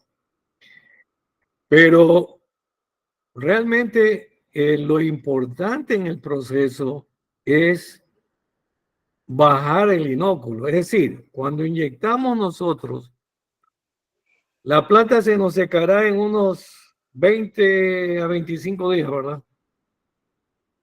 Entonces, cuando las plantas ya están bien secas, porque le aplicamos un herbicida sistémico, es decir, se va a moverse en toda la planta.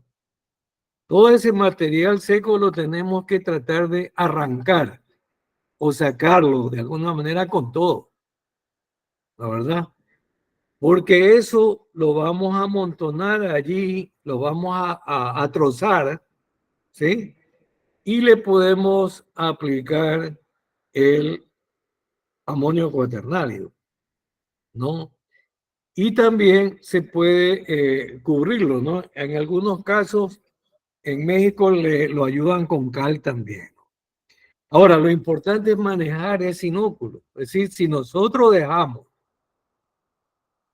material vivo todavía en el foco, ahí va a estar la bacteria.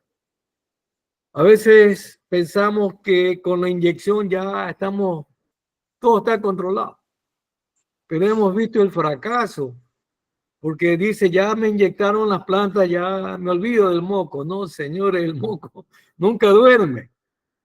Entonces se inyecta, pero hay que a la semana regresar a ver si hay rebrotes y volver a inyectar todo ese material. Como en toda enfermedad, hay que tratar de reducir al máximo la fuente de inóculo, la fuente de contaminación. No sé si le respondí, colega. Muchísimas gracias, estimado profe. Sí, yo creo que sí, sí me ha respondido con claridad. Muy amable. Gracias, estimado Marcelo. Gracias por su participación. Johnny Holguín, por favor, adelante.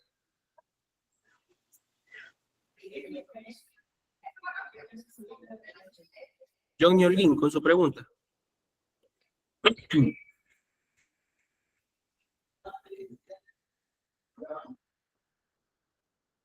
Bueno, tenemos otra pregunta de parte de Segundo Hoyos. Por favor, Segundo. Adelante con la pregunta.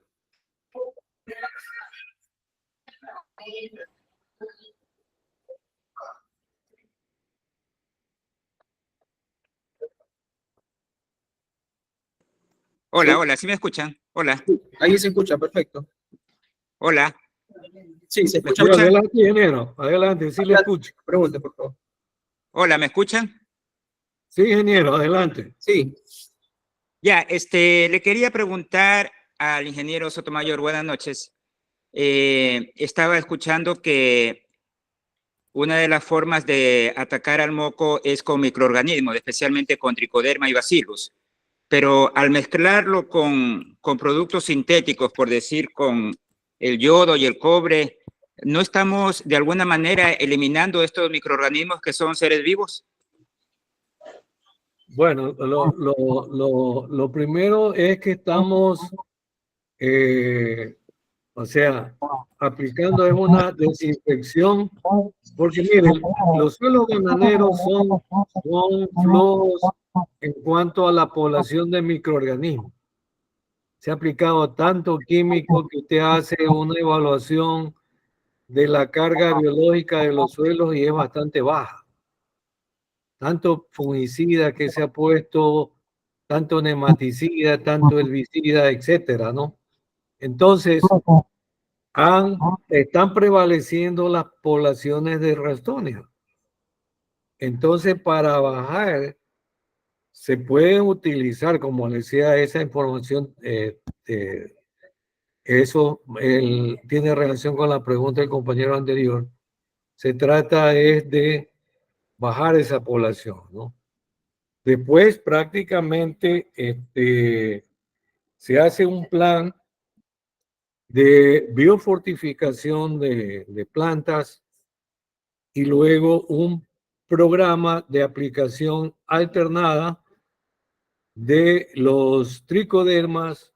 No es todo pegado, ¿no? Tricodermas, bacillus, tricoderma, bacillus, etcétera, ¿no? No sé si le contesté la pregunta, ¿no?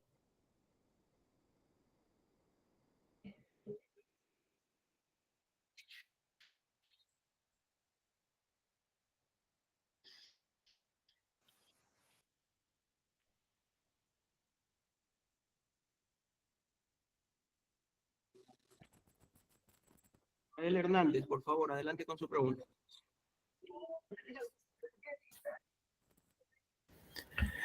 Bueno, muy buenas noches con todos ustedes, Marcelo, ingeniero, muchas felicidades por esta presentación. Más que preguntar, quiero aportar un poco porque pues yo soy técnico de agrocalidad y quiero darle la importancia de esta plaga que se está extendiendo y de manera muy rápida. Pero más que todo, el aporte es que tanto técnicos internos o externos den la apertura a trabajar con los pequeños productores, que es un poquito más la problemática, porque cuando uno quiere aplicar lo que dice la resolución 072, que es el plan de manejo de rastones, y quiere llegar a hacer bueno, inyectar las plantas para la destrucción y el control de esta plaga, los productores llegan al punto de decir, no, es que Agrocalidad viene acá y me mata las plantas y yo luego con qué como, qué cosecho y todo eso. Entonces, queda de parte de todos los técnicos internos y externos en hacer conocer la problemática de esta plaga y poder hacer entender al productor que lo que hacemos es para poder controlar y evitar que esto se aumente. Eso nomás es. Muchas gracias. Doctor, no sé si tenga algo que adicionar a eso. Bueno, gracias por la participación de Israel. Se le permite la acotación porque trabaja en el MAGAF. Pero bueno, no eran acotaciones, sino solo preguntas. Gracias. Jorge Reyes tiene una consulta. Jorge, por favor, adelante. Jorge tiene una pregunta, por favor, adelante. Jorge Reyes.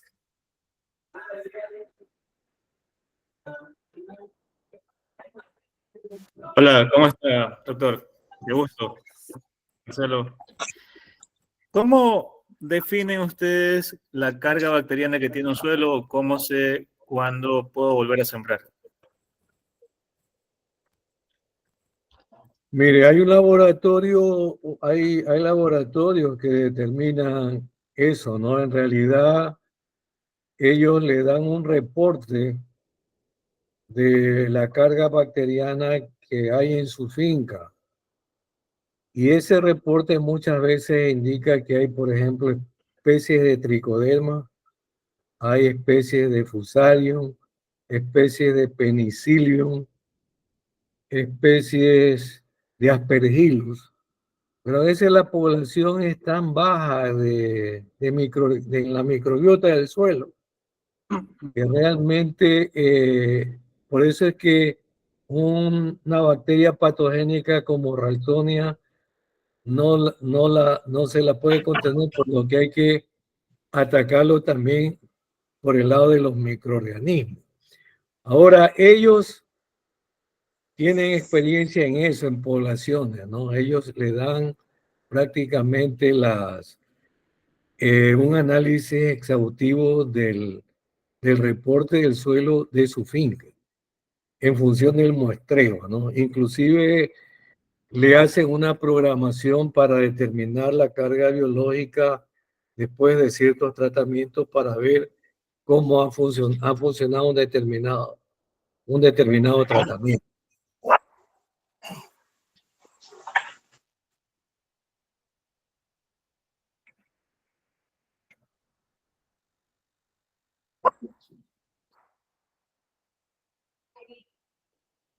Ok. Esa fue la respuesta, doctor. Bueno, tenemos una siguiente pregunta de parte del ingeniero Tulio Bastidas. Adelante, ingeniero Bastidas. Gracias. Buenas noches, doctor Ignacio. Primeramente, felicitarle por su ponencia, pues estuvo bastante ilustrativa. Y en segundo paso a la consulta, cuando se recomienda la aplicación para control de moco ya establecido, el amonio cuaternario y cobre, de acuerdo a las diferentes recomendaciones que se escucha, ¿cuál es la idónea que ha dado más resultado para aplicación en campo? Bueno, o sea, lo que yo he visto prácticamente cuando se maneja bien el resto de factores, es decir, no solamente pensar en el amonio cuaternario, sino todo lo que implica el manejo de la enfermedad. Allí se ha podido observar que hay cómo, digamos, manejar adecuadamente la enfermedad. Cuando tenemos una altísima cantidad de inóculos, la situación ahí se complica tremendamente. Por eso les digo yo, podemos aplicar a veces cualquier producto, pero si las poblaciones de las bacterias son altas, pues la situación se nos torna cuesta arriba, ¿no? Cuando nosotros vemos un foco en una finca, no es un foco de una planta, es un foco de 10. Y después avanza más allá, son otras 10 que están cercanas, ¿no?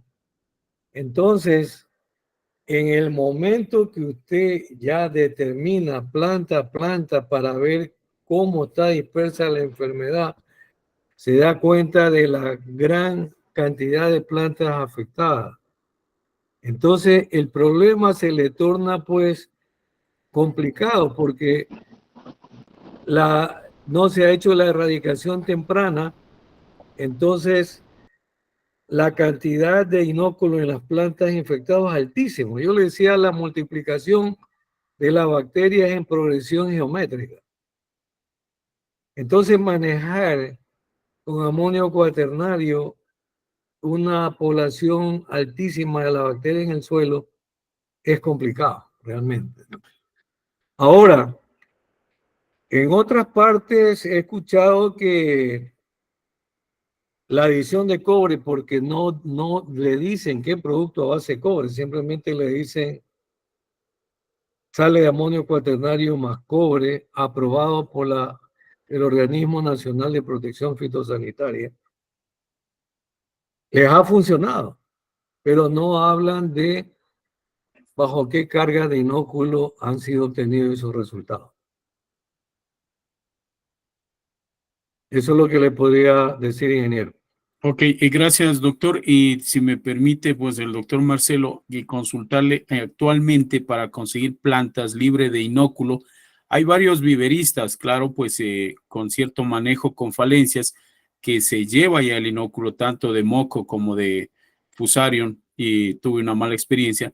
Hoy en día, ¿a qué organismo o a quién debemos recurrir para conseguir plántulas o material vegetal libre de estos dos patógenos? Y con eso concluyo y agradezco su respuesta. Sí. Gracias. Mire, lo que usted dice es correcto, ingeniero. Si la fuente no es garantizada, usted puede tener plantas afectadas por moco. Yo lo vi en Abacá, por ejemplo, un caso. Ahora, ¿quién la puede orientar mejor? Es Agrocalidad, porque Agrocalidad tiene registrado y aprobado a las empresas que pueden comercializar plantas que tienen una adecuada infraestructura para propagar y aclimatar plantas de laboratorio. Mucha gente, inclusive vale la pena mencionar, han introducido plantas del exterior y cuando hemos visto han venido plantas con virus. Afortunadamente no ha sido el Bunchy Top, ha sido BSB. Pero esa es una muestra que tenemos que tratar siempre de utilizar material certificado, en este caso por el organismo que nos dicta las leyes, que es Agrocalidad.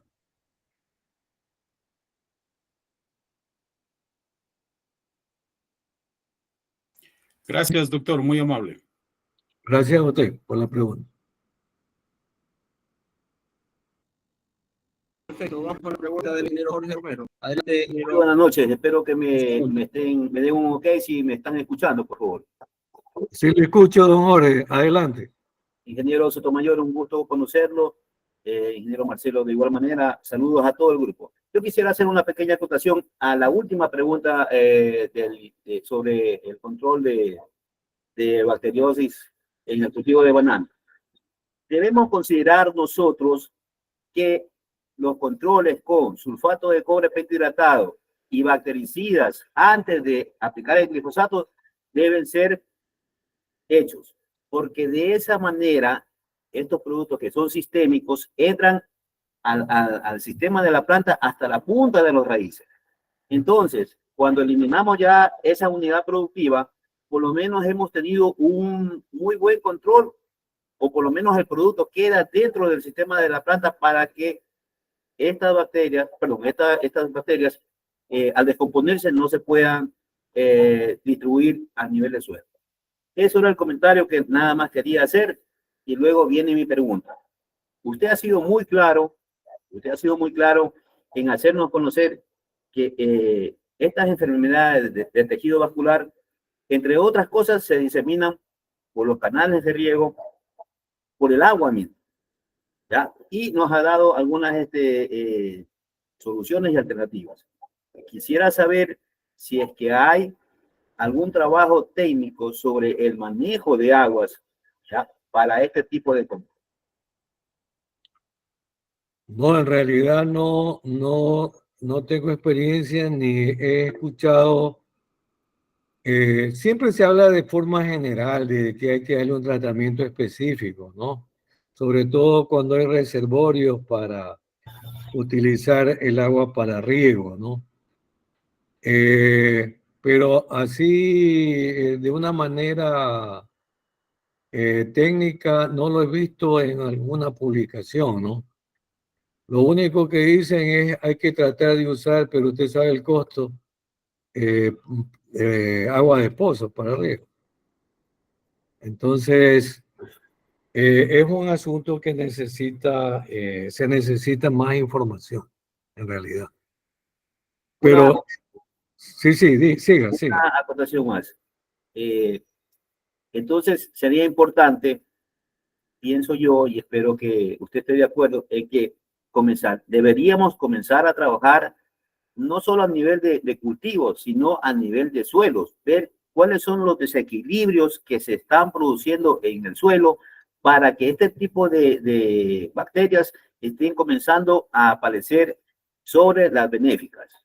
Pienso que por ahí debería también haber un estudio y trabajo de investigación para poder frentear, ojalá que nunca se presente el daño que puede causar el Fusarium raza 4, porque prácticamente son familias y son enfermedades que están atacando a los tejidos vasculares del cultivo de banano.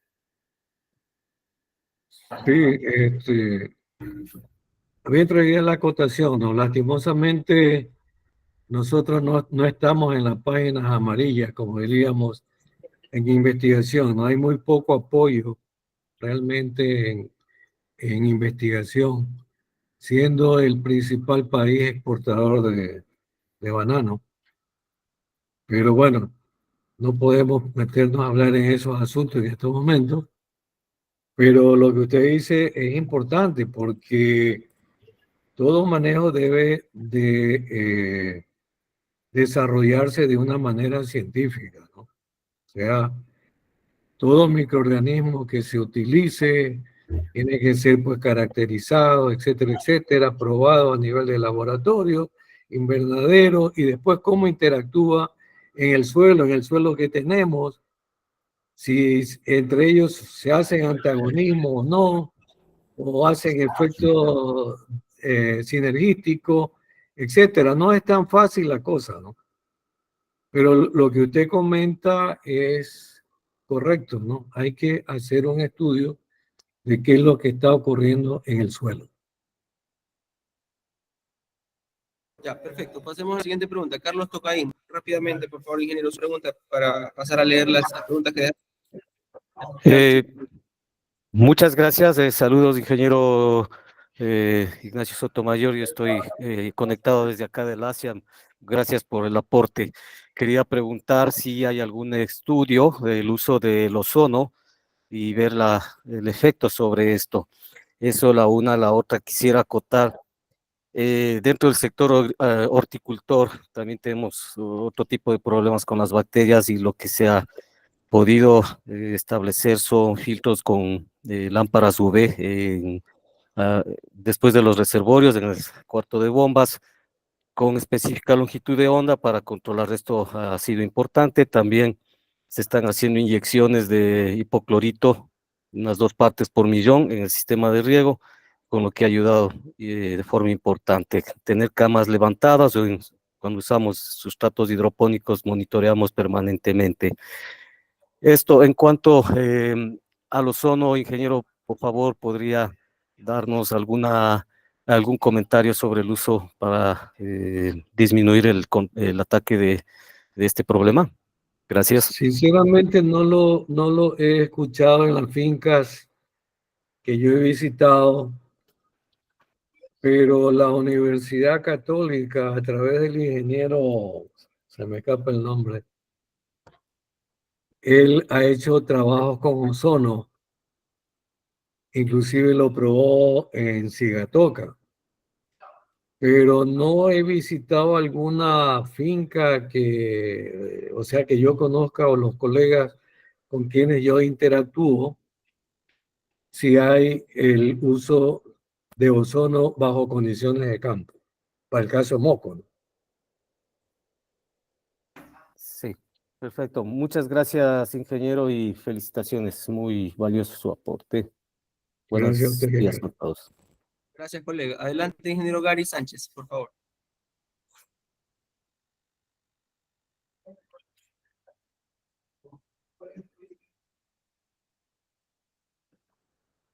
Hola, Gary. Bueno.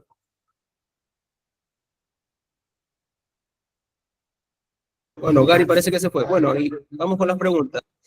Primera Hola, buenas noches. rápido. Nos quedan pocos minutos. Saludos. Pregunta, tricoderma, el ingeniero Marlon Erazo, tricoderma más microorganismos. ¿Qué tan efectivo es esta aplicación para resistir el ataque de muchas bacterias y virus? Todos los vendedores dicen que eso es la solución.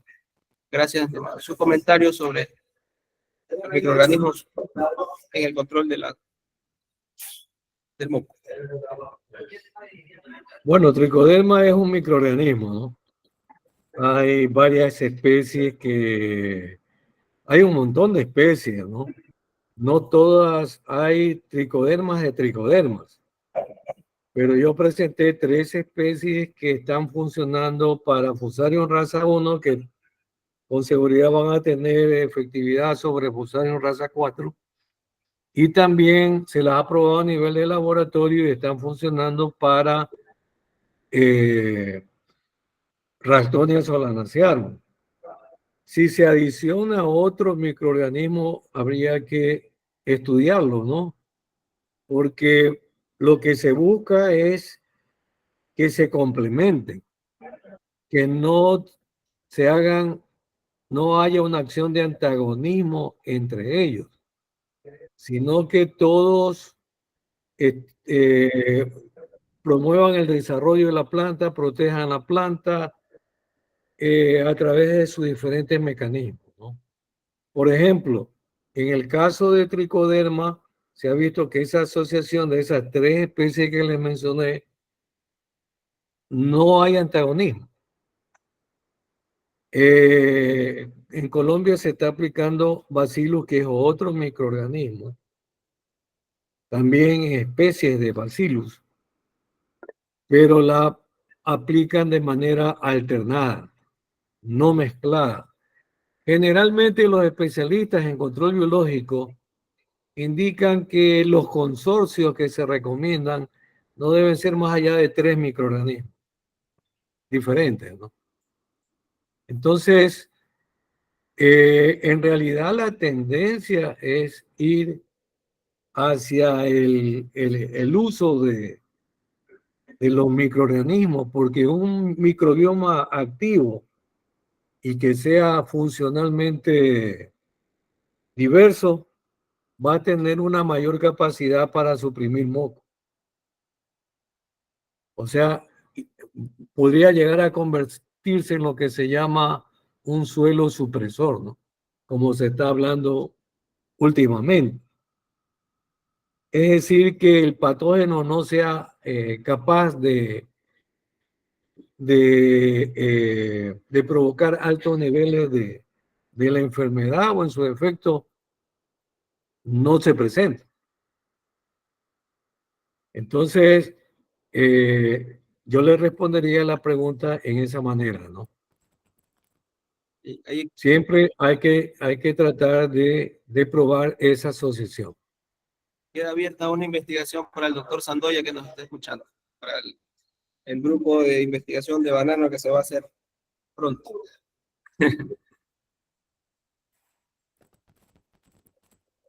Anuncios, esta charla la pueden descargar o la pueden ver, perdón, en la página, en el canal de YouTube, y también pueden inscribirse a la página de Alianza Agropecuaria Ecuatoriana, que es una institución sin fines de lucro que comparte información técnica agropecuaria. Ahí está el colega Marco Silva, que nos está ayudando con la charla, y nos va a seguir ayudando con las charlas. Por cierto, les recuerdo que el próximo miércoles tenemos la charla con el doctor Villaseñor sobre nitrógeno. Está muy buena, sobre tecnologías actuales, donde las compañías pueden utilizar esa información técnica que se presentará para poder utilizar como argumento de ventas, muy bien estructurado desde el punto de vista científico. Va a estar muy buena la charla, así que los invitamos el próximo miércoles. El ingeniero Sandoya quiere hacer una acotación. Aquí está. Por favor, adelante, ingeniero. Aproveche un minuto con el ingeniero Sotomayor. Por favor, adelante con su pregunta. Doctor Sandoya. Sí, agradecerle al doctor Sotomayor una charla excelente, y quería hacerle una acotación solamente.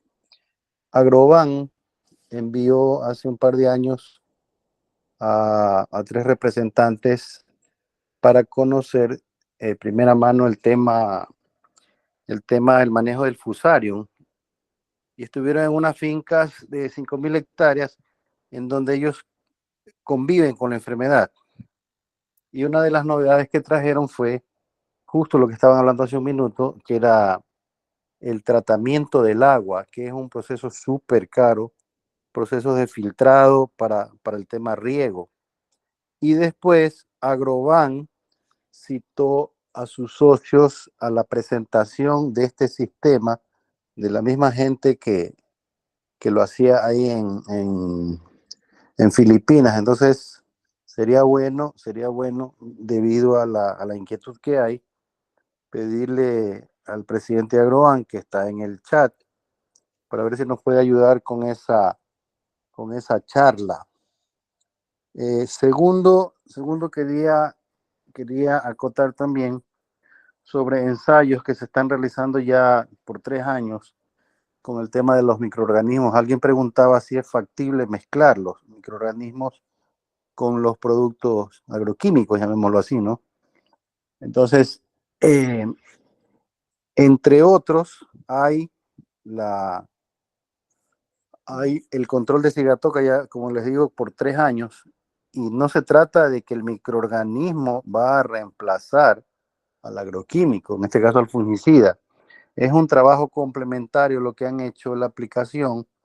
Después conversaremos por interno, Marcelo, porque esa investigación hay varias empresas involucradas. Sin embargo, la representante de la empresa es la doctora Irlanda Ordóñez de Biosiembra. No sé si ella nos podrá ayudar también después con una charla para que nos presente todos los avances que hay. Ahí hay unas cosas bien interesantes. No trabajo para ellos, no dependo de ellos, pero sí conozco de cerca los avances que hay, ¿no? Entonces sería bueno complementar la charla del doctor, y ellos también han trabajado en varias ramas. No quiero adelantarme, pero ni creo que lo pueda hacer.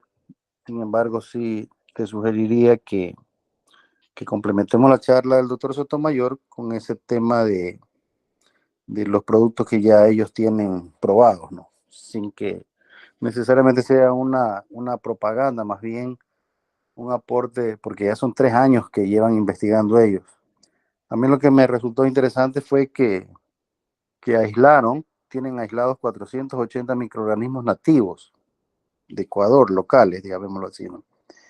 Y también hicieron una identificación a nivel de campo de todos estos problemas que tenemos los que andamos metidos en el tema del banano para poder dar buenas soluciones. Insisto, voy a pedirle a ver si nos puede ayudar y complementar la charla del doctor Sotomayor. Eso era básicamente. Después de la charla nos quedan varios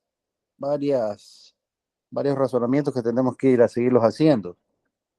Por ejemplo, las labores van a bajar los rendimientos el momento que el operario tenga que ir desinfectando de una manera súper disciplinada, que es lo que habíamos conocido que pasó en Colombia hace muchos años cuando ellos tuvieron mucho problema. Tomar en cuenta eso, se van a incrementar los costos de producción y van a bajar los rendimientos de los operarios al tener que desinfectar todo este tipo de herramientas, ¿no? O sea, es un tema bastante complicado, lo llamo yo por el lado de la disciplina. Hace muchos años visitamos Colombia y allá en las áreas con moco trabajaban con 2 vainas. En ese tiempo se descijaba con machete y ninguna planta se repetía con el mismo machete. Sin embargo, la vaina era de una especie de bronce, no sé exactamente el material, en donde estaba lleno del desinfectante que utilizaban en ese tiempo. Entonces, el operario trabajaba en una planta con un machete, guardaba ese, cogía el del otro lado y así sucesivamente. Entonces, sí va a ser serio. Ya vamos a ver en las próximas semanas el tema de los costos al detalle, y creo que aquí va a haber una afectación seria según lo que las interrogantes que me van quedando de la charla del doctor, que me pareció excelente, ¿no? Y lo felicito y a la vez le agradezco. Muchas gracias, ingeniero Sandoya. Realmente quería tener la oportunidad de agradecerle por la información que usted siempre coloca en el chat. Me ha servido bastante, siempre las sigo, muy interesantes. Gracias por ese aporte. Con mucho gusto. Tuve la suerte de... Le toca en 2 semanas dar una charla de costos de producción en bananos. El doctor que ha trabajado muchos años en producción, bananeras de alta producción. Perdón por mi audio, que tengo problemas. Doctor Sotomayor, tuve la suerte de ser hijo de 2 profesores y ellos me dejaron inculcado que mientras más compartes lo que tienes o lo que conoces, es de mayor beneficio. Entonces tengo esa herencia, gracias a ellos y a Dios. No, es un buen legado. Gracias. Hay muchas preguntas, yo creo que no vamos a alcanzar por el tiempo. Yo voy a mencionar tan solo una más. Y de allí cerramos, porque nos quedan 4 minutos exactamente. Bueno, una pregunta es, el ingeniero Sandoya preguntó, y lo vamos a leer rápidamente, cuando se refirió a muestreo de picudos, ¿qué tipo de muestreo o control recomienda por año? En cuanto a desinfección de herramientas, bueno, ya lo comentó sobre la baja de rendimientos e incremento de costos de producción. Sí, básicamente sería sobre el control de picudo, la pregunta, una de las 3, porque 2 ya fueron respondidas. Bueno, en el caso del picudo hay que hacer un trampeo para determinar poblaciones. Los tipos de trampas hay varios tipos de trampas, ¿no? A mí me gusta mucho la trampa de gaveta, que se llama, es decir, pegarle un corte plano a pocos centímetros de la base del pseudotallo y un corte inclinado a una altura de unos 10 centímetros. De tal manera que yo puedo retirar eso, ¿no? Y le coloco una hoja de banano allí y vuelvo a colocarle el pedazo en la trampa. Hay otro tipo de trampas, tipo corte en B, que también son eficientes. Se han recomendado alrededor de 10 a 15 trampas trampas de plantas recién cosechadas por hectárea. Si la población promedio de picudos es mayor a 5, hay que implementar las medidas de control. Ahí hay 2 opciones. utilizar insecticida, un insecticida aprobado por Agrocalidad, o utilizar el hongo Boveria bassiana, que son 5 gramos de Boveria bassiana en arroz por trampa, ¿no? Ha funcionado muy bien para los picudos en general, porque siempre hablamos más del picudo negro, ¿no? También se ha hablado de la trampa con feromonas. Hay feromonas de la Comolure o trampa con sorbidín, ¿no? Han recomendado 4 trampas por hectárea, y después, ya cuando la población amerita, son 16 trampas por hectárea para entrar a la práctica de control. Eso es lo que le podría indicar en relación al picudo negro, o a los picudos en general. Muchas gracias.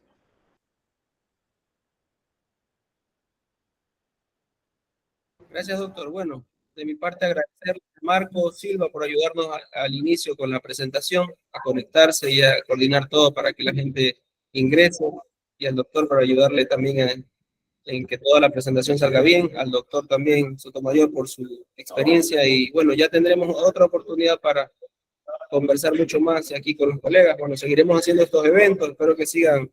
Estos son sin fines de lucro, pero sirven mucho para el servicio al productor ecuatoriano. Así que, bueno, de mi parte cansado, pero con muchas ganas y con mucha pasión por la agricultura como la tenemos. Todos los que estamos aquí conectados y las personas que han compartido su... Dijo el doctor Santoyo una palabra muy importante: la información hay que compartirla. Si no, el que no vive para servir, no sirve para vivir. Así que les agradezco a todos por su tiempo, y esperemos que siga esto viento en popa y seguir compartiendo información. Muy amables todos. Felicitaciones a todos por estar presentes. Hasta luego.